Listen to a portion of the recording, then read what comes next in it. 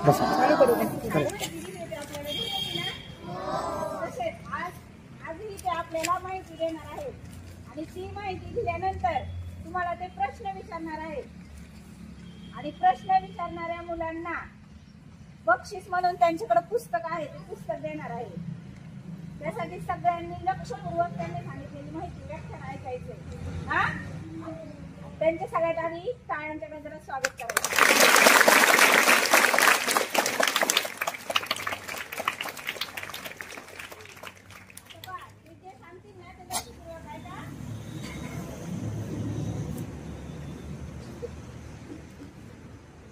गुरु ब्रह्मा गुरु विष्णू गुरुर्देव महेश्वरा गुरु साक्षात परब्रह्म तस्मै. विद्यालयाच्या गुरुजनांना वंदन करून तुम्हा बालमूर्तींना ज्ञानेश्वर मिटगुलेचा मनापासून मनपूर्वक नमस्कार. मुलांनो, खर तर आमच्या 70 पेक्षा 35ची पिढी हुशार आहे आणि 35 पेक्षाही तुमची 10-15ची पिढी हुशार आहे. पण भानगड काय झाली आहे, जरा जास्तच हुशार आहे. हे चांगलं एक तर तुमच्यापर्यंत पोहोचत नाही, पोहोचलं तरी तुम्ही डोक्यामध्ये घेत नाही. मला सांगा, तुमच्या गावामध्ये कीर्तन प्रवचन हरिपाठ होतो? किती जण जातात? सगळेजण जातात. 7 दिवस कीर्तन असतं. हात खाली करा. 7 दिवस कीर्तन असतं. तुम्ही सगळेजण जाता, पण कधी जाता? काल्याचं कीर्तन झालं का दुपारी? त्याला भोजन. मुलांनो, भोजन आणि भजन, भोजन आणि भजन या शब्दामध्ये फक्त एक काना एक मात्रा एवढंच अंतर आहे, बरोबर? भोजन आणि भजन. परंतु त्याचा जर अर्थ घेतला तर जमीन आसमानाचं अंतर आहे. दुपारी काव्याच्या कीर्तनाचं केलेलं भोजन आपल्यामध्ये किती वेळ राहतं? हा तर उद्या सकाळपर्यंत. उद्या सकाळी घेतलं घरात 2 वर्ष. परंतु कीर्तन प्रवचन भजन याच्यातला एखादा अर्थ, एखाद्या शब्दाचा अर्थ तुम्ही डोक्यामध्ये घेतला आणि त्याप्रमाणे वागण्याचा जगण्याचा प्रयत्न केला तर आपल्या विश्वाच्या अंतापर्यंत, जीवनाच्या अंतापर्यंत ते आपल्यामध्ये राहतं. जो मुलगा 2 अभंग पाठ करणार आहे त्याला मी हरिपाठ देणार आहे. आणि हरिपाठ म्हणजे बघा, माणूस जीवनामध्ये 2च प्रकारे वरून सकारात्मक अर्थाचे जेवढे शब्द, सत्य, सदाचार, संयम, सुविचार, संतांचे विचार, प्रत्येक संतांच्या विचारामध्ये माणसाचं जीवन बदलण्याचं सामर्थ्य असतं. एक चांगला विचार घेऊन जगण्याचा, वागण्याचा प्रयत्न केला, तुमच्यातला प्रत्येक जण मोठा होऊ शकतो. हा विश्वास देण्यासाठी मी तुमच्या समोर आलेला आहे. पहिलीला एक गोष्ट ऐकली असेल बघा तुम्ही, 2 लहान प्राणी असतात तर त्यांची शर्यत लागते. त्याच्यामध्ये कोण जिंकतो? कसा चपळ होता तरी कसं का जिंकला? का जिंकला? तर तो थांबला नाही, झोपला नाही, त्याला आळस आला नाही. मग या गोष्टीतून तुम्ही काय शिकायचं? प्रत्येक गोष्टीमधून काहीतरी बोध घ्यायचा असतो. प्रत्येक धड्याचं काहीतरी मोरला असतं, काहीतरी धडा घ्यायचा असतो. या गोष्टीपासून तुम्ही काय शिकायचं? काय शिकायचं? झोपायचं? आळस करायचा? प्रत्येक गोष्टीपासून एवढं शिकायचं की जीवनाची शर्यत जिंकायची असेल तर त्या गोष्टीपासून तुम्ही एवढं शिकायचं, न थांबता, न आळस करता, रोजच्या रोज गृहपाठ, अभ्यास, होमवर्क केला तरच तुम्ही ही जीवनाची शर्यत जिंकणार आहात. आणि सवरून म्हणजे सवरून सकारात्मक बघा, सत्य, सदाचार, संयम, सुविचार, संतांचे विचार. प्रत्येक संतांच्या विचारामध्ये हरिपाठामध्ये एक 38 नंबरचा अभंग आहे. हरिपाठावर जाताना काय अभंग आहे 38 नंबरचा? अवघाची संसार सुखाचा गरीन, आनंदे भरीन तिन्ही लोक. काय अर्थ होतो याचा? अवघाची संसार म्हणजे कुणाचा म्हटले बाई? पप्पा, मम्मी, गुड्डी आणि डुडू, चौघांचा म्हटलंय का? अवघाची संसार म्हणजे अख्ख्या जगाचा संसार म्हटलंय. परंतु मित्रांनो, हा अभंग, एक अभंग तुम्ही पाठ करा आणि दुसरा अभंग आहे सावता महाराजांचा. सावता महाराज नाव ऐकलंय का? काय अभंग आहे त्यांचा? कांदा मुळा भाजी, अवघी मिठाई माझी, लसूण मिरची कोथंबिरी, अवघा झाला माझा हरी, मोठ नाळा विहीर दोरी, अवघी व्यापिली पंढरी, सावता म्हणे केला मला, विठ्ठल पायी होईला गळा. काय अर्थ आहे? सावता महाराज पंढरपूर जवळ गाव असताना सोलापूर रोडला कधी पंढरपूरला गेले नाही. ते आपल्या शेतामध्ये जे काम आलंय ना, कांदा लावणं, मोठ नाळा, विहीर दोरी, मोठ हाकणं, हे काम प्रामाणिकपणे करायचे. आणि हे काम करता करता ते देवाचं नाव घ्यायचे. कामामध्ये काम, विठ्ठलाचे नाव, आणि ते देवाचं नाव घ्यायचे, मन लावून घ्यायचे. आणि देव त्यांना प्रत्यक्ष भेटायला आला का, तर ते आपलं काम प्रामाणिकपणे करत होते. मला सांगा, सावता महाराजांनी देव पाहिला कामामध्ये, मग तुमचा देव सध्या कशात आहे? टीव्ही मध्ये. बरोबर, हुशार आहेत पोरं सगळी. खरं तर नवीन पिढी फार हुशार आहे, कॉम्प्युटर माइंड आहे. फक्त यांना थोडासा संस्काराची गरज आहे, थोडीशी संस्काराची. बघा, हरिपाठामधला 38 नंबरचा अभंग आणि हे 2 अभंग पाठ करा आणि याच्या अर्थाप्रमाणे आता तसं सगळ्यांनी डोक्यात घेतला, जगण्याचा, वागण्याचा प्रयत्न केला. तुमच्यातला प्रत्येक जण मोठा होऊ शकतो. आज मी तुम्हाला बघा, असे तुम्ही लाईन मध्ये बसलाय, तुम्ही जेवणाला गेलता कधी? लग्न कार्यक्रमात पंगत धरतात ना, पंगत धरतात ना. पंगत धरल्यावर वाढतात पदार्थ, बरेच पदार्थ असतात. पुढे आपण बघतो आता कधी आपल्याला परवानगी मिळते. तुम्ही वाट बघताय, पंगत वाढली, पण तिकडे वाढतोवर तुम्ही वाट पाडताय आता परवानगी कधी देते. आणि मग एक माणूस कोपऱ्यातून ओरडतो, कोपऱ्यातून एक माणूस आवाज देतो, प्रारंभी विनंती करू वनपती विद्या दया सागरा, अज्ञान द्वारून बुद्धिमती दे आराध्य मोरेश्वरा, चिंता दुःख क्लेश बहु देशांतरा पाठवी, हे रंभा गजनायका गजमुखा, भक्ता बहु तोषवी बोला पुंडलिका म्हणा. वरदे ज्ञानदेव पंढरीनाथ महाराज की मूर्ती.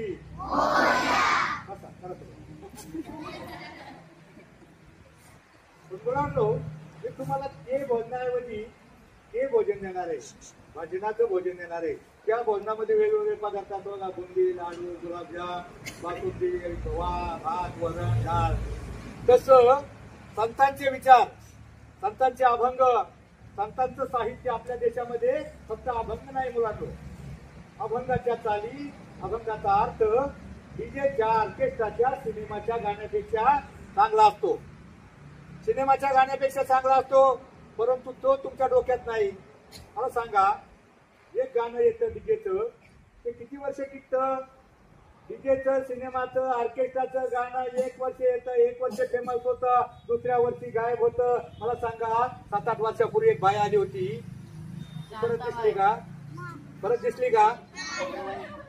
मग कोण आला होता? एक संत आला होता, नामदेव एकनाथ तुकाराम. कोण आला होता नंतर? नंतर आला बाबूराव. तो दिसला का पुढल्या वर्षी? बरीच गाणी आली, आवाज वाढवून डीजे तुझ्या, परत दिसला का? म्हणजे डीजेचं, ऑर्केस्ट्राचं, सिनेमाचं गाणं 1च वर्ष येतं, 1च वर्ष फेमस होतं. परंतु संतांचे अभंग 700 वर्षानंतरही प्रत्येक गावामध्ये भजन, कीर्तन, प्रवचन, काकडा, हरिपाठ गायले जातात आणि ते ताजेतवाने वाटतात, ताजेतवाने वाटतात. बघा, रूप पाहत आलोचनी, देवाच्या द्वारे सुंदर ते ध्यान, येवलेचे रोप, अवघाची संसार, जे का रंगले गांगले, म्हणजे 700 वर्षानंतरही अभंग ताजेतवाने वाटतात. पण ते तुम्ही डोक्यात घेत नाही. तुमच्या डोक्यात ही शांताबाई बाबूराव गेली तर मला आमदार झाल्यासारखं वाटतं.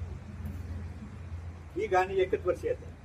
मुलांनो, तुम्ही आमदार होत नाही. तुम्हाला आमदार व्हायचं असेल तर संतांचे अभंग, फक्त 2 अभंग पाठ करा. कारण बघा, मी परवा मुळशी तालुक्यामध्ये होतो. तिथलं 2 परिवार, 2 मित्र. एक मित्र 10वी पर्यंत शिकला, गरिबी होती, शेती करायचा. दुसरा मित्र खूप शिकला. त्याला असं वाटलं का माझा पोरगा खूप मोठा शिकावा, डॉक्टर व्हा, इंजिनियर व्हा, फॉरेनला जावा. आणि त्याने स्वप्न बघितली. पोरग पाठवलं कॉन्व्हेंट शाळेत. कॉन्व्हेंट शाळेत पोरग शिकलं, बापाची इच्छा आहे, शिकलं. बापाने ट्युशन लावली, शिकलं, शिकवून त्याला शिकलं. पण त्याला संतांचे विचार, संस्कृती, भारतीय संस्कृतीमध्ये जी आपली संस्कृती आहे ना, ते काही त्याला डोक्यात नाही घेतलं. ते पोरग फॉरेनला गेलं. ते पोरग फॉरेनला गेलं, ते 10वीचं होतं. त्याने पोरग शिकवलं, ITI केलं आणि कंपनीत कामाला लावलं. आता दोघांचंही चाललं होतं. त्यांनी बंगला बांधला, शेती घेतली, जमीन घेतली, त्याचा ITI कसा तरी संसार चालला, छोटीशी घर बांधलं. आता मला सांगा, दोघांमधला नशीबवान कोण? बरोबर. कारण काय झालं, दोघं म्हातारे झाले. आणि म्हातारे झाल्याच्या नंतर तुम्ही वाचलं असेल, दोन म्हातारे झाल्यावर जो फॉरेन नाही ना, त्याचा पोरगा तिकडेच गुरफटला, तिकाडी सुनबाई केली, तिकडेच पोरं तिकडेच बाप आजारी पडला. बरीच पत्र पाठवली, फोन केले, तो मला येता येत नाही, पोराला सोडावं लागतं, माझ्या मागे व्यापारी बायकोला मला येता येणार नाही, तू तिकडे पैसे पाठव, कोणाकडून करून घे. आणि दुसरा जो माणूस होता तो आजारी पडला, त्याचं घर डोंगरामध्ये. रस्ता यायला आदिवासी समाजातली, आम्ही परवा सह्याद्रीला होतो, ही खरी स्टोरी आहे. त्या भागातला तो मुलगा डोंगरात राहायचा, तिथं 2-3 किलोमीटर रंगाभोवती मध्ये तो कुणी गेला असेल लावासाला, तर त्या भागात रस्ते नव्हते. लावासाचा रोड बनेपर्यंत तिथल्या लोकांना जर आजारी पडलं तर गोळीमध्ये बसवायचे, 2 माणसांनी उचलायचं आणि मग त्या 1 दिवस मुक्काम करायचा, दुसऱ्या दिवशी डॉक्टर. परंतु जो माणूस आजारी पडला त्याचा पोरगा, त्याची 2 पोरं होती, दोन्ही पोरांनी त्याला धोळीत बसवलं, दवाखान्यात नेलं. पण हा बंगल्यातला रोडच्या कडेला बंगला असून त्याला कुणी बघायला आलं नाही, काही आलं नाही. आणि योगायोगानं मित्र त्याच्याकडे गेला. त्यावेळेला तो श्रीमंत मित्र त्याला म्हणला, तू खरा नशीबवान आहेस, तुझ्या पोरांनी तुला दवाखान्यात नेऊन नीट तरी केलं, माझी पोरं मला बघायला सुद्धा आली नाही. मुलांनो, संस्कार हे फक्त संतांच्या विचारात मिळतात किंवा भारतीय संस्कृतीमध्ये मिळतात. आपली भारतीय संस्कृती म्हणजे सकाळ रात्रीपासून सुरू होते. रात्री बघा 3:30 वाजता पिंगळा माहिती का? पिंगळा ऐकलं का तुम्ही? पिंगळा महाद्वारी बोली तो का नाही ऐकलं? बरं, कावळ्याला बघा 7वीला तुम्हाला एक अभंग होता, सीबीएसई पॅटर्नला 7वीला अभंग आहे. कावळ्याला काय म्हटलंय? काऊ पळतोगे काऊ कोकता है म्हणा, शकून गे माये सांगता है.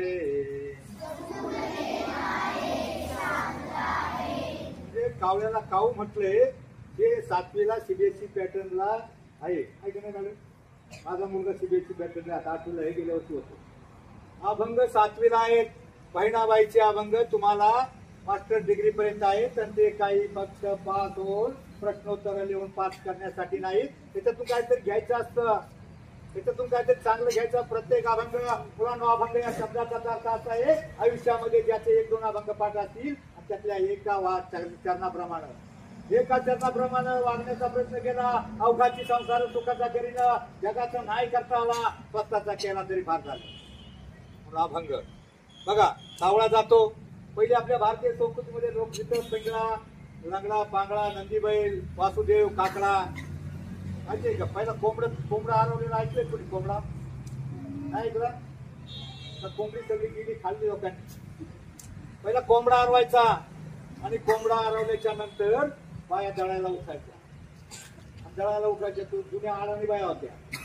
तुम्हाला तुमच्या डोक्यामध्ये अभंगाच्या चाली किंवा संतांच्या साहित्यामध्ये फक्त अभंग नाही, त्याच्यामध्ये वासुदेव, पदे, दोहे, ओव्या, श्लोक, गवळण, भारूड अनेक प्रकार आहेत. आणि त्या चाली सिनेमाच्या कोणत्याही गाण्यापेक्षा 1000 पट चांगले आहेत. ते तुमच्या डोक्यामध्ये बसवण्यासाठी बाया दळायला उठायच्या. आणि दळायला उठाल्यावर ओव्या असते बघा. जात्यावर जात पाहिलं का तुम्ही? जात पाहिलं घरामध्ये आहे का?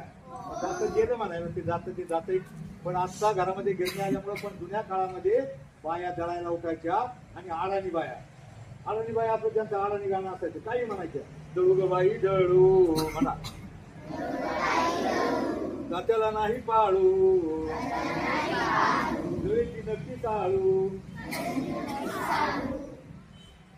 नक्की असं गाणं होतं का ते? नाही. जनाबाई बघा, जनाबाई त्यावेळेला जनाबाई नाव ऐकलंय का? कोण होती? जनाबाई संत होती. नामदेवाच्या घरात 14 माणसं होती आणि त्या 14 माणसांचं दळण जनाबाईला एकटीला दळावं लागायचं. आणि मग ती जळता गाणं म्हणायची काय? जात्याच्या मुखी घालिते मोत्याचे दाणे, जपले मला विठ्ठला, काही नाही वा. जनाबाईच्या दळण दळताना देव तिला दळू लागायला यायचा. देव जनाबाईला दळू लागायला यायचा. म्हणजे कसे भक्त असतील? तुकारामाच्या जाणाऱ्या रोडवर तो रोड विठ्ठल विठ्ठल आवाज यायचा. जनाबाईच्या गौऱ्या विठ्ठल विठ्ठल बोलायच्या. म्हणजे अशी जनाबाई ती दळण घालताना विठ्ठलाची हे करायची. तू म्हणजे गात्याच्या मुखी घालते मोत्याचे दाणे, तुझ्या कृपेने मला विठ्ठला काही नाही. मग विठ्ठलाची मर्जी जनाबाईवर होती का, तर ती जनाबाई विठ्ठलाची भक्ती करायची. त्यानंतर सकाळ व्हायची, पहाट झाली का मग कुठेतरी भोपाळ्या ऐकायची. घनश्याम सुंदरा श्रीधरा अरुणोदय झाला करी वनमाळी उदया चळी मित्र आला. उदया चळी मित्र आला म्हणजे सूर्य उगवला.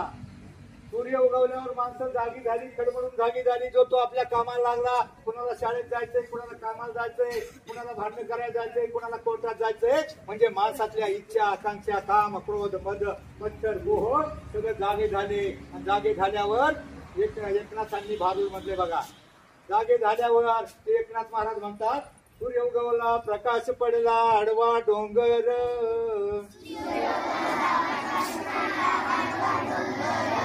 डोंगर तयाला माझा नमस्कार.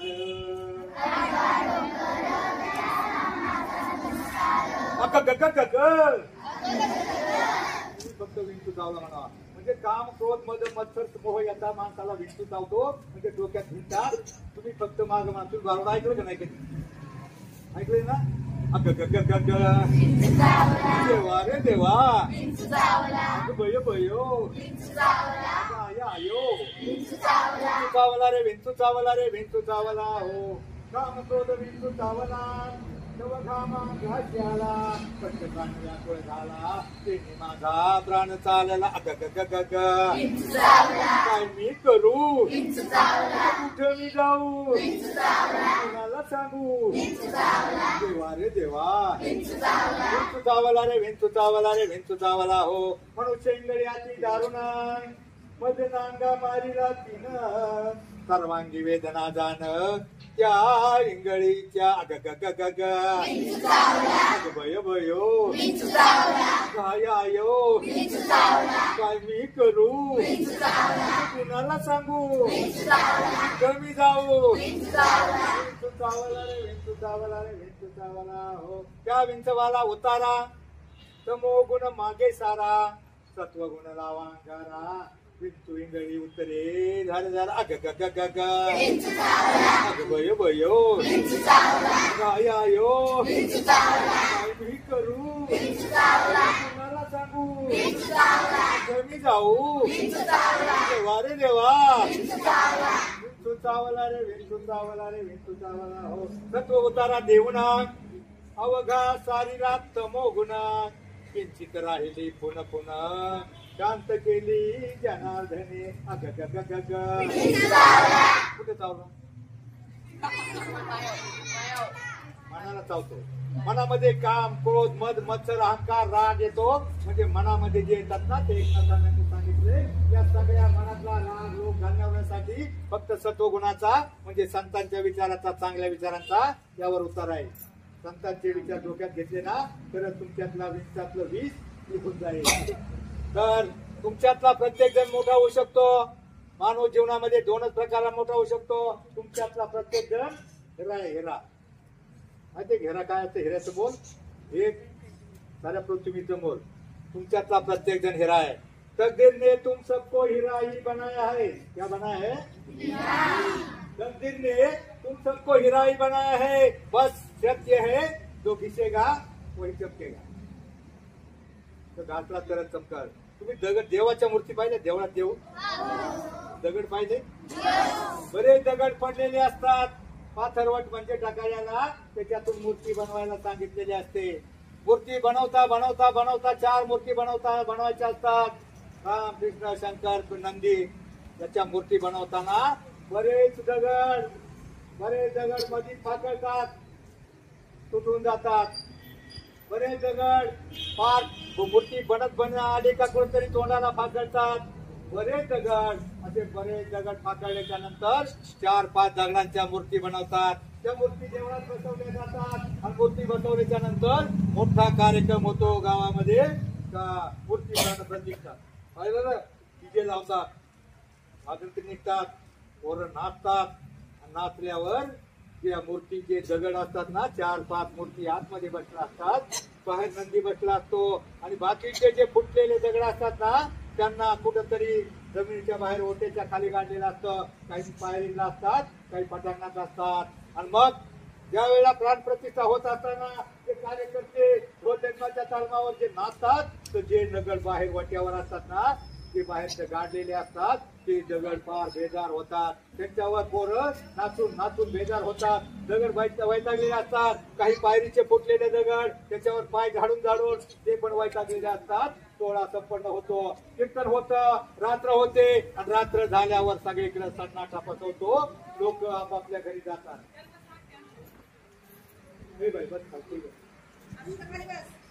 लोक घरी जातात.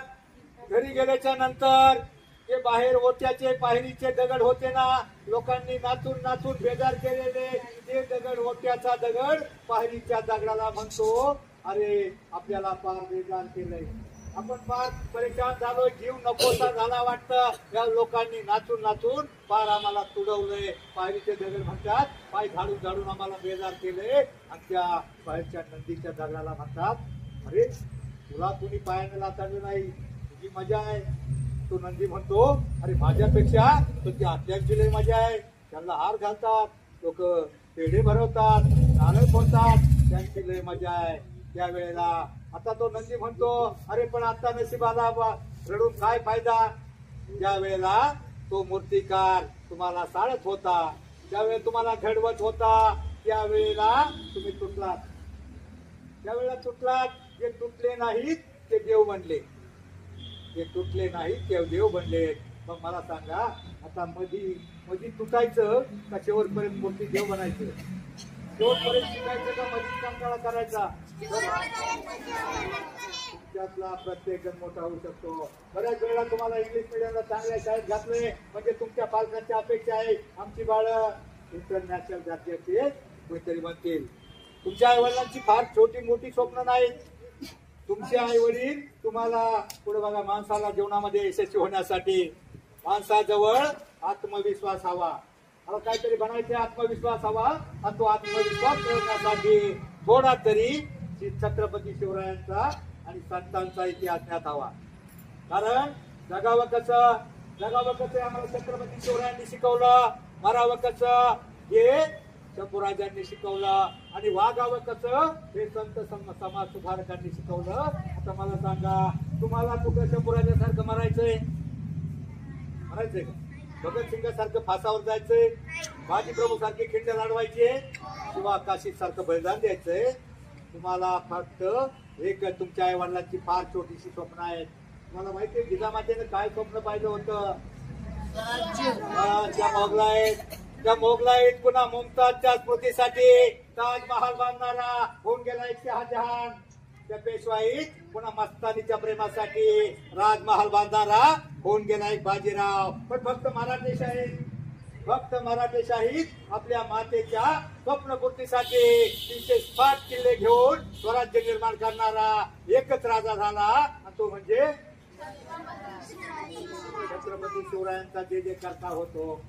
छत्रपती शिवरायांचे अनेक शूरवीर पराक्रमी राजे होऊन गेले. महाराणा प्रताप, पृथ्वीराज चव्हाण, सिराजउद्दौला राजा रामदेवराय, आणि शिवरायांना तहामध्ये हरवून 23 किल्ले घेणारा काय त्याचं नाव?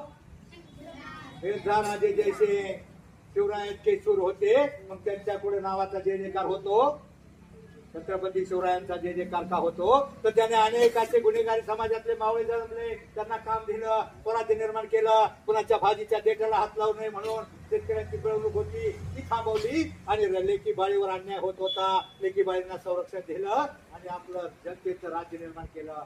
म्हणून छत्रपतींचा जय जयकार होतो. मला सांगा, तुमच्यातल्या सगळ्यांना मोठं कोणाकोणाला व्हायचं? मोठं सगळ्यांना व्हायचंय. खाली हात करा. मी तुम्हाला सांगितलं, प्रत्येक जण मोठा होऊ शकतो. जगातली कोणतीही शक्ती मोठं होऊ शकत नाही. पण मोठं काय आपोआप होतं का? कारण कर्म करो तो फल मिळता है, कर्म करो तो फल मिळता है, आज नहीं तो कल मिळता है, जितना गहरा अधिक हो कुआ उतना मीठा जल मिळता है. जीवन के हर कठिन प्रश्न का जीवन में ही हल मिळता है.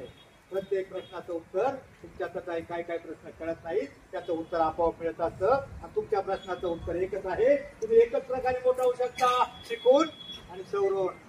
संतांच्या विचारांना, संतांचे फक्त आयुष्यामध्ये एक तास तुम्हाला मोठं व्हायचं असेल, फक्त आठवड्यातला एक तास काढाल का तुम्ही? एक तास.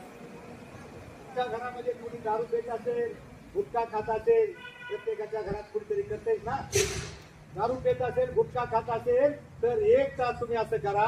रविवारचा दिवस सुट्टी असते ना, तुम्ही म्हणला हरिपाठाला जातो म्हटलं ना, एक दिवस फक्त आठवड्यातला एक तास तुम्ही तुमच्या बापाला, चुलत्याला जो गिड्या वाटतो, सिगारेट वाईट वागतो, त्याला पण घेऊन हरिपाठाला जा, तो पण सुधरल. आणि तुमच्यामध्ये हरिपाठामध्ये गेल्यावर काय तुम्हाला अभ्यास करण्यासाठी मन शांत पाहिजे ना, शांत पाहिजे का? डीजे वाजला तर अभ्यास येत तुमचा. हरिपाठामध्ये काय होतं, एक जण दोन बाजूला या माणसं आज आधी माणसं 10-12 एकूण उभे असतात, बाकी एकूण उभे असतात आणि एक जण म्हणतात तो हरिमुखी म्हणा. बरोबर पाहिलं ना? काय म्हणतात तो हरिमुखी म्हणा. दुसरा काय म्हणतो, पुण्याची गणना कोण गरीब मित्रा म्हणतो, असोली संसारीची वेगवेगळी बरी एका पुढे एक म्हणत असताना त्या वेळेला मुलांनो त्यांच्या मनामध्ये घरातल्या कोणत्याही कटकटी अडचणी, जीवनातल्या संसारातल्या कोणत्याही समस्या त्यांच्या डोक्यामध्ये नसतात. त्यांच्या डोक्यामध्ये एवढंच असतं का पुढं काय म्हणायचं, म्हणजे त्या वेळेला त्यांचं चित्त, मन, बुद्धी स्थिर, एकाग्र, पवित्र होते, म्हणजे त्यांच्यात जीव निर्माण होतो. तुमचं मन स्थिर व्हायचं असेल, फक्त एक प्रयोग करून बघा मॅडम, इंग्लिश मिडियमला थोडी संस्काराची गरज आहे.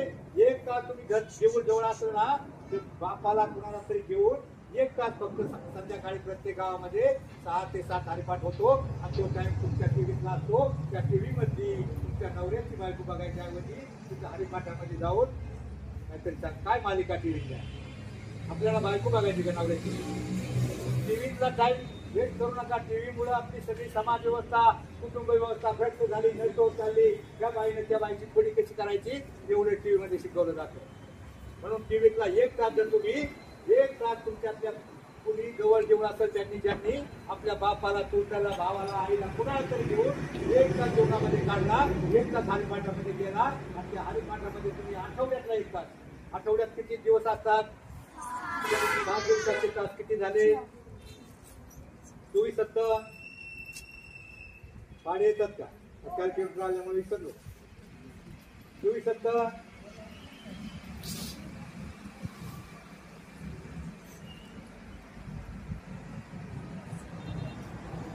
ही बिमारी आहे. मी भाडे किती का? किती? 168 म्हणजे 168 तासापैकी जर जीवनातला एक तास तुम्ही अशा प्रकारे काढला, तुमच्या बापाला, आईला, घराची चांगलं वागत नाही ना, त्याला घेऊन हरिपाठाला जा, ते पण सुधरल. तुमचं मन, चित्त, बुद्धी इतकं स्ट्रॉंग होईल, कारण स्वतःला तुम्ही बुलंद कराल, स्वतःचं मन तयार होईल, तुमच्यामध्ये शांती, एकाग्रता होईल. खुद होकर बुलंद इतना हर तकदीर से पहिले खुदा बंदे से पूछे बता तेरी राजा क्या है. जो तुम्हाला विचारेल तिथे गेल्यावर तुला काय पाहिजे, तुमचं मन इतकं तयार होईल, तुमच्यामध्ये एक तासाचा आत्मविश्वास निर्माण होईल. म्हणून एक तास जर 168 तासापैकी रविवारच्या सुट्टीचा एक तास जर तुम्ही मंदिरात गेला, हरिपाठाला गेला, 2 तासाचा हरिपाठ असतो, 15 मिनिटं जायला यायला लागतील. एक तास जर काढला जर तुम्ही हरिपाठाला गेला, तुमच्यातला एकही जण फेल झाला तर मी बॉन्डवर लिहून देईन. मी 45 मी 7वी पासून भजनात बसतो. भजन मुलांना, भजन म्हणजे एकाग्रता, देवाला विनवण्याचं साधन. आपल्या मनाला देव कशात आहे, देव कुठे आहे, देव प्रसन्न करायचा म्हणजे काय करायचंय, देव कुठे आहे, देवाची संख्या किती कोटी आहे, किती कोटी आहे देवाची संख्या? 33 ना. 33 देवाची नावं सांगू शकते कुणी? 33 कोटी म्हणजे 33 प्रकारचे वगैरे काहीतरी संकल्पना असावी. परंतु आजही माझ्या मतानं आपल्या देशामध्ये देव कशात आहे, देव कुणात आहे, तर 33 कोटी देव आहेत. 33 कोटी देव आहेत, जिथे जागते जिवंत देव आहेत. माहिती आहे का तुला बाई? देव 33 कोटी देव आहेत, माहिती आहे का तुला? कोण आहेत माहिती आहे का? नाही माहिती? आहे माहिती तुला? आपल्या देशामध्ये लोकसंख्या किती कोटी आहे? 100 किती कोटी? 140 कोटीच्या वर आपली लोकसंख्या पोहोचत असताना त्यापैकी 33 कोटी देव आहेत. कोणती आहेत माहिती आहे का तुम्हाला?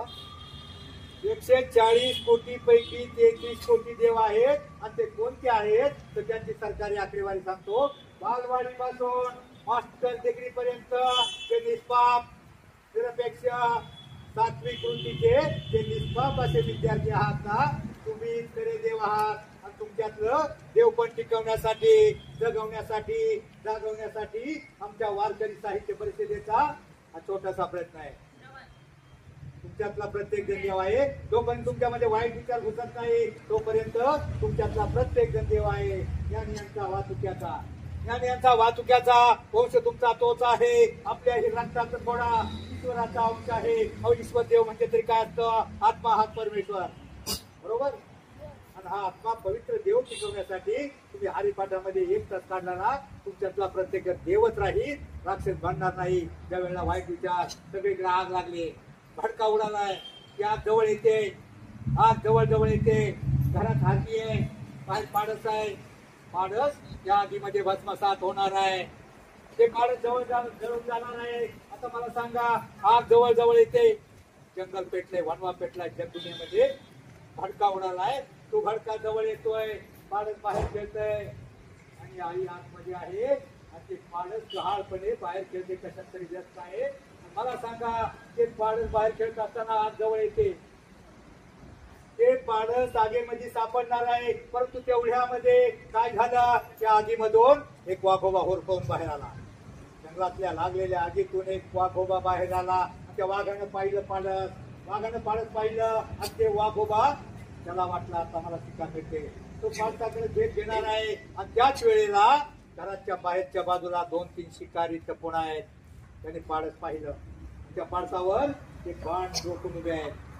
आता मला सांगा, ते पाडस कसं वाचणार आहे? मॅडम, ते पाडस कसं वाचणार आहे? ऐकलं का तुम्ही? आग लागलेली आहे, जंगल पेटलेले, जगदुनियेत सगळे आग भडका उडालाय. पाडस बाहेर आहे आणि आतमध्ये आहे. त्याच्यातून वाघोबा आलाय. वाघोबाने भुकेला आहे. त्याने पाडस पाहिलं. तो झेप घेतोय आणि त्याच वेळेला बाजूला त्या पाडसावर 2-3 शिकारी घराच्या आडून बाण धरून तयार आहेत. मला सांगा, ते पाडस कसं वाचणार आहे?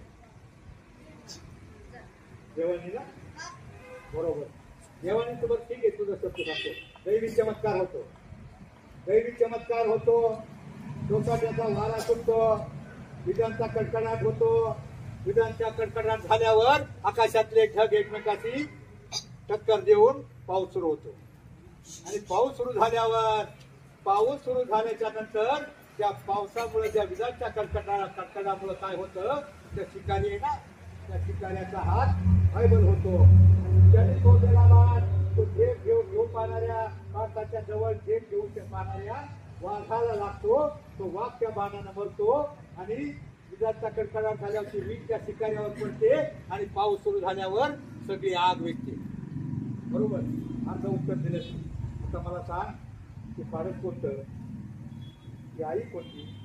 तो शिकारी कोणता? तो वाघोबा कोणता? ती आग कोणती? अर्ध उत्तर दिलं याला मानलं पाहिजे. ती आग कोणती सांगतंय कोणी? काय माहिती? बरोबर. आग कोणती? सगळीकडे भ्रष्टाचार, दुराचार, अनाचार, अनैतिकतेचा भडका उडालाय आणि तो भडका जवळ चाललाय. आणि ती हारणी कोणती? तर हारणी म्हणजे आजकालची आई आतमध्ये टीव्ही मध्ये मस्त आहे. पाडस बाहेर मोबाईल मध्ये व्यस्त आहे. आई आतमध्ये टीव्ही मध्ये व्यस्त आहे.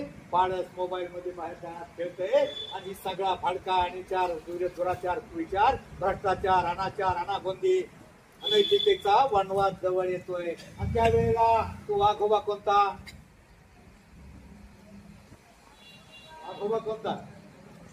बघा, तू फार हुशार आहे, तू गरीबाचा आहे, तू पुढे चाललाय, तू मोठा होणार आहे. आणि एखादा वाईट विचार मुलगा असतो, बिघडलेला असतो, मोठा झाल्यावर खायला प्यायला शिकवलेला आणि मग तो म्हणतो अरे हा माझ्यापेक्षा मोठं, याला बिघडलं, याला जर आपण वाईट मार्गाला याला जर आपला मित्र बनवला, याची शिकार केली, याला जर व्यसनाला लागलं तर या श्रीमंताच्या मुलाकडून माझी रोज प्यायची व्यवस्था होईल. मग तो वाईट मित्र म्हणजे वाघोबा आहे. आता शिकारी कोणते? शिकारी कोणते? वाईट बघा, दारू, गांजा, अफो, अनैतिकता, जंगली रमी, खेळणा भाई, मोबाईल मधल्या बऱ्याच गोष्टी हे शिकार करायला तुमची टपलेले आहेत. आणि हे सगळ्यातून सुटायचं असेल, त्या सगळ्यातून सुटायचं असेल तर एकच व्हायला पाहिजे, ज्या वेळेला परमार्थाचा वारा सुटेल. परमार्थाचा वारा सुटेल, अध्यात्माच्या विजांचा कडकडाट होईल आणि संतांच्या विचाराचा म्हणजे संस्काराचा पाऊस तुमच्यावर पडेल. त्याच वेळेला तुम्ही वाचणार आहात.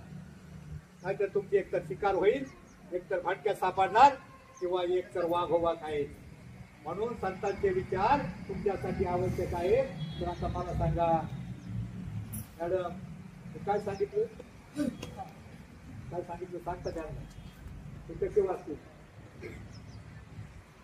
कसे वागतील? ज्या वेळेला परमार्थाचा वारा सुटेल, अध्यात्माच्या वेळाचा कडकडाट होईल आणि संस्काराचा म्हणजे संतांच्या विचाराचा पाऊस तुमच्यावर पडेल, तुम्ही सुसंस्कारी बनाल. त्याच वेळेला तुम्ही वाचणार आहे. नाहीतर या भडक्यामध्ये या वाघोबा आणि शिकारी कधी तुमची शिकार करा. हा जीवनाचा भाऊसागर. मला वाटतं तुम्हाला कंटाळा आलाय का? तुम्हाला स्वप्न पडतात का? कधी पडतात? रात्री पडलेली स्वप्न सकाळी पूर्णपणे आठवतात का? आपण डोक्याला ताण देतो, अरे किती चांगलं स्वप्न पडलं होतं. मला पण एकदा स्वप्न पडलं, 5वीत असताना स्वप्न पडलं. अर्ध आठवतोय, अर्ध तुम्हाला आठवतं. सांगा तिच्यासाठी फिरतोय. मला 5वीत असताना एक भारी स्वप्न पडलं का मी एका देशाचा राजा झालो. पण कोणत्या देशाचा झालो हेच आठवत. पुढेच होतो माझा देश म्हणून फिरतोय. स्वप्न बघा, मोठी बघा, जीवदार स्वप्न बघा, मोठमोठी स्वप्न बघा. ज्याला 40% मार्क आहेत ना त्यांनी 50% साठी प्रयत्न करा. 50 नि 60%. तुम्ही कोणत्या जाती जन्मला? तुम्हाला बऱ्याच वेळा असं वाटतं अरे मी गरीबाचा, मी गुटका, मी नट्टा, मी काळा, मी मुंगळा. मी कसा मोठा होणार? तुमच्यातला प्रत्येक जण मोठा होणार. काळा तर मोठा होणार, त्याच्यापेक्षा मुंगळा मोठा होणार. सांगू उदाहरण. भारताच्या राष्ट्रपतीचं नाव काय?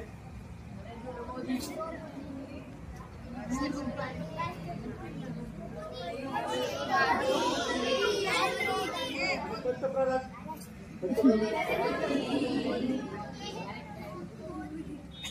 राष्ट्रपती बरोबर, द्रौपदी मुर्मू. मला सांगा ही द्रौपदी मुर्मू कोणत्या समाजात जन्मली? आई वडील 6व्या वर्षी खाण घालले गेले, अनाथाश्रमात शिकली. अरे तू जिद्दीनं तुम्ही आपलं पॅरेंट पाळवलं आणि राष्ट्रपती झाले. आणि तिचा कलर किती उजाळ होता हे असतं ना. मग कलरवर काय नसतं.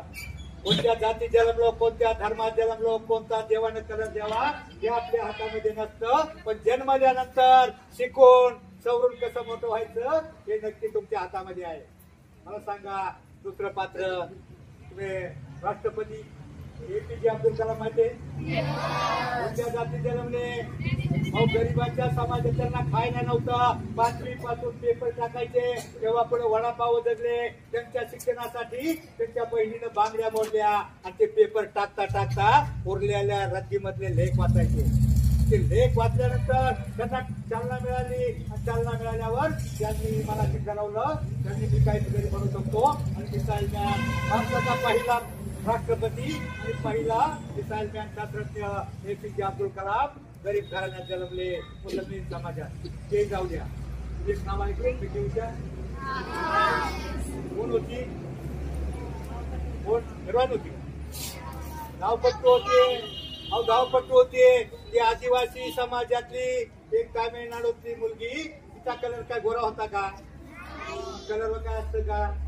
आदिवासी समाजातली मुलगी डोंगरात पळता पळता शाळेमध्ये नंबर आला. प्राथमिक मध्ये, हायस्कूल मध्ये आला. तालुक्याला चमकले, जिल्ह्याला चमकले, राज्यामध्ये महाराष्ट्रामध्ये नंबर आला, भारतामध्ये नंबर आला. परंतु आंतरराष्ट्रीय स्पर्धेमध्ये सतत 2 वर्ष सतत 2 वर्ष तिचं पदक हुकत होतं. 9 सेकंदावरनं ती रोज सराव करायची. तळेगाव पासून शिक्रापूर 5 किलोमीटर, म्हणजे तिचं गाव तिकडे रामेश्वर होतं. या गावापासून त्या 5 किलोमीटर, तो 10 किलोमीटर, ह्या गावापासून 5 किलोमीटर परत माघारी फिरायचे.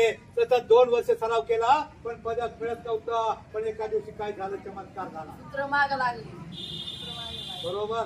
ती त्या गावात गेली आणि जशी माग पळाली तशी त्या गावामध्ये कुत्र्याची कळवण लागली होती. त्याच्यातलं एक कुत्र तिच्या माग पळालं, बाकीची कुत्री तिच्या माग पळाली. आणि मग तिला वाटलं कुत्री माझ्या माग लागली. आणि मग त्या कुत्र्याच्या भ्यानं ती उश्या चिंगाट पळाली, गुंगाट पळाली, गंगाट पळाली. 9 सेकंद पडा, 15 सेकंद तोडले. कशामुळं?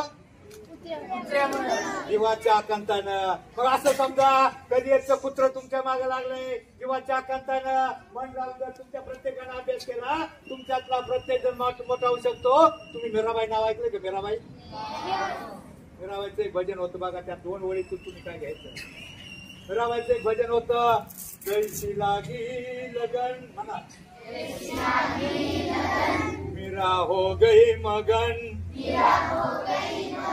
ओ तो हरी हरी हरी हरी गुण गाने लगी.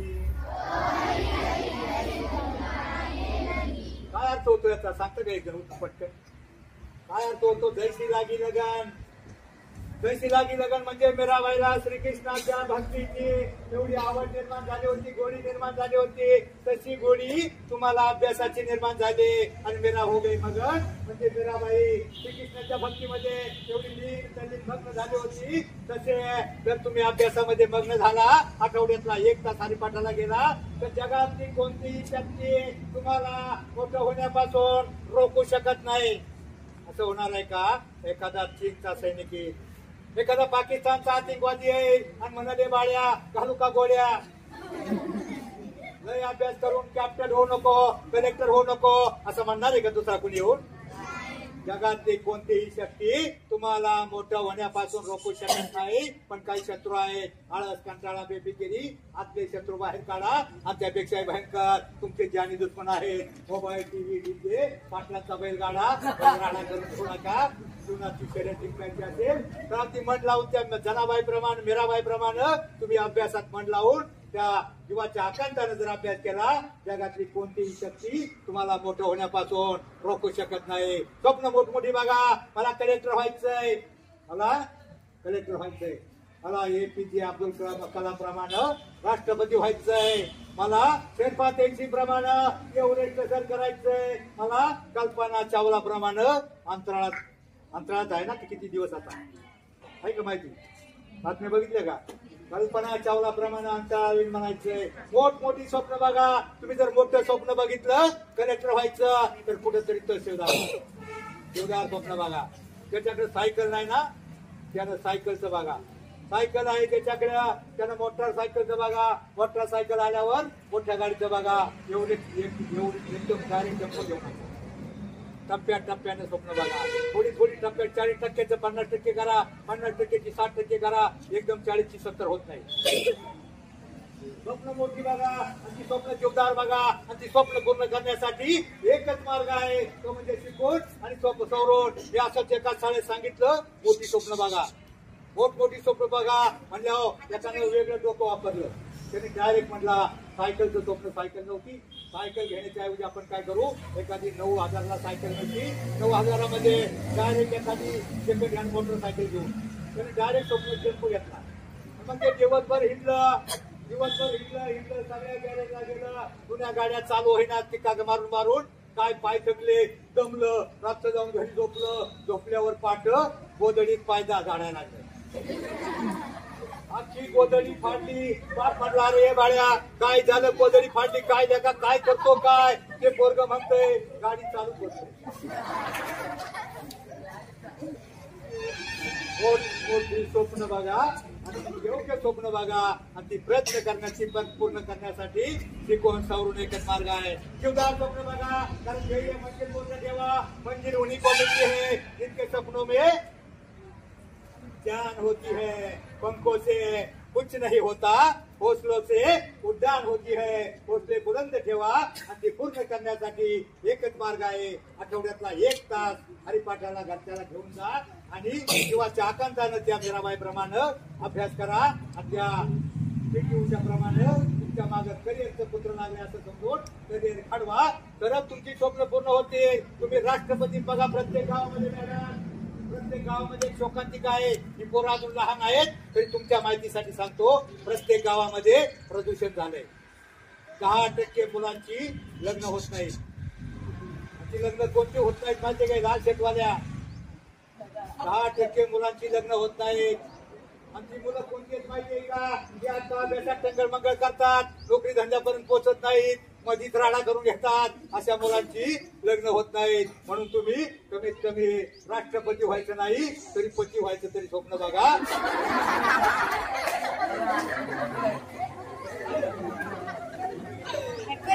बस मित्रांनो, जीवनामध्ये हसा इतकं आनंद कमी पडेल, हसा इतकं आनंद कमी पडेल, जगा इतकं आयुष्य कमी पडेल, शिका इतकं डिग्र्या कमी पडतील, दौडा असे कम नशिबाचा फासा निखळून पडेल. परंतु मुलांनो प्रयत्न इतका करा, अभ्यास इतका करा, त्या विठ्ठलाला, पांडुरंगाला, परमेश्वराला, त्या देवांना तुम्हाला देणं भागत पडेल. बस जाता जाता सूर्यानं प्रतिप्रश्न केला, माझ्या नंतर त्या जगाला कोण प्रकाश देईल? त्यावेळी चंद्र सरपला.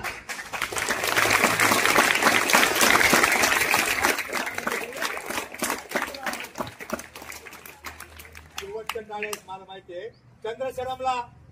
जाता जाता सूर्यानं प्रतिप्रश्न केला का माझ्या नंतर या जगाला कोण प्रकाश देईल? त्यावेळी चंद्र शरमला. मोठमोठे तारे नरमले, परंतु त्याच वेळेला एक पंथी समोर येऊन म्हणाली, प्रभू माझ्या परीनं मी नक्की प्रयत्न करेन. त्याच वेळेला माझ्यासारख्या एका ध्येयवादी पत्रकारानं ठरवलं, कुठं तरी काजव्या कानाकोपऱ्यात जाऊन काजव्याप्रमाणे चमकेल आणि अज्ञानाच्या अंधाराला प्रकाशाचं अस्तित्व दाखवूनच थांबेल, दाखवूनच सरेल. जय हिंद, जय महाराष्ट्र.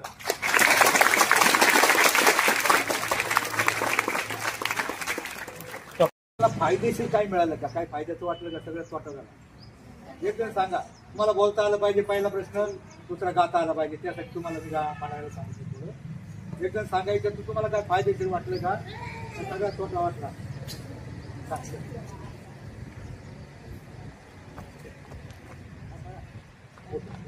तुला याच्यात काय फायद्याचं वाटलं? वाईट गुणांना विसरायचं आणि ना हे समजायचं की आपले ना करिअर आहे ना, करिअरचं कुत्र आपल्या मागं लागले. त्यात आपल्याला डिग्री कमी पडायला पाहिजे, आपण एवढा अभ्यास करायला पाहिजे. कळलं का?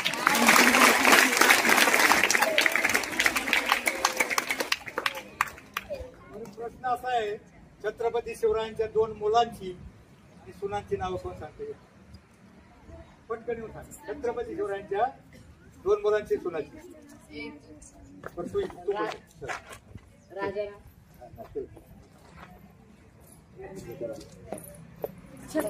छत्रपती संभाजी महाराज, छत्रपती राजारामराजे. राजाराम महाराजांच्या आईचं नाव ताराराणी आणि छत्रपती संभाजी महाराजांच्या बरोबर, टाळ्या वाजवायच्या. मुलांसाठी बरं का, तिथं हुशारच आहे. मुलांसाठी प्रश्न आहे तुमच्या आवडीचा. तुम्ही एक पिक्चर बघितला, लय फेमस झाला आणि ते फेमस झाल्यावर लोक नाचायला लागले, याड लागले. कोणता पिक्चर तो?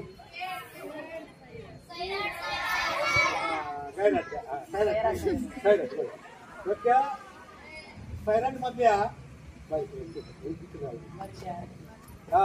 ना, त्या वर्षाच्या मित्रांची नावं सांगायची.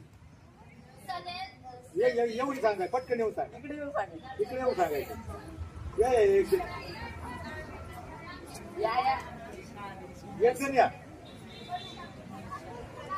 या पटकन पटकन वेळ होतो.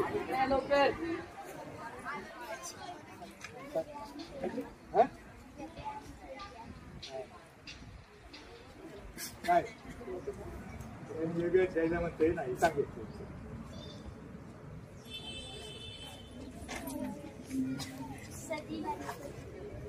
सलील आणि त्याला काय म्हणत होतो पण नाव काय होतं बरोबर त्याच्यासाठी अर्ध्या टाळ्या वाजव. आता आपण तिने अर्ध्या प्रश्नाचं उत्तर दिले पण बाई याला जोड प्रश्न असा आहे ज्यांनी आपल्याला विद्येचं मुलींना विद्येचं हे दिलं विद्या मुलींसाठी काम केलं त्या क्रांतीज्योती सावित्रीबाई फुले आणि विद्येचं महत्व सांगताना ज्यांनी विद्येविना मती गेली मतीविना नीती गेली नीतीविना वित्त गेले वित्ताविना सूत्र खचले ते महात्मा फुले आणि भारताची घटना ज्यांनी लिहिली ते डॉक्टर बाबासाहेब आंबेडकर यांच्या मानसपुत्राचं नाव काय बाई?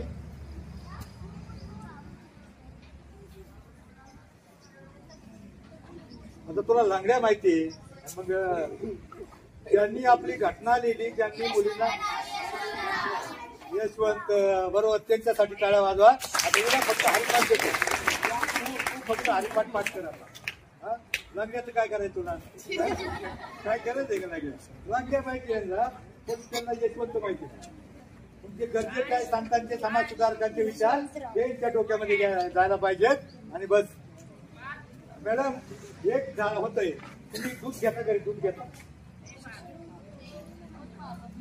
दूध घेताना मॅडम तुम्ही बघता हा गवळी आपल्याला माप पुरं घालतोय का नाही 1 लिटर दुधाची 2 माप घालतो आणि ती माप घालत असताना आपलं लक्ष असतं गवळी कमी तर घालत नाही गवळी फुलत घालत असतो तरी पण थोडस ती 2 माप टाकल्याच्या नंतर सांडला असेल तर तो वरचं माप टाकतो आणि ते बरंच जास्त टाकतो आणि ते बरंच जास्त माप टाकलं तर आपल्याला समाधान मिळतं. तसं मॅडम तुम्हाला पगार मिळतो थोडा मला माहिती आहे इंग्लिश मिडियमला परंतु त्या पगाराप्रमाणे तुम्ही शिकवता पण ते शिकवल्याच्या नंतर ते एक्स्ट्रा माप आहे ना मॅडम हे संस्काराचं या पिढीवर टाका अशी माझी तुम्हाला विनंती.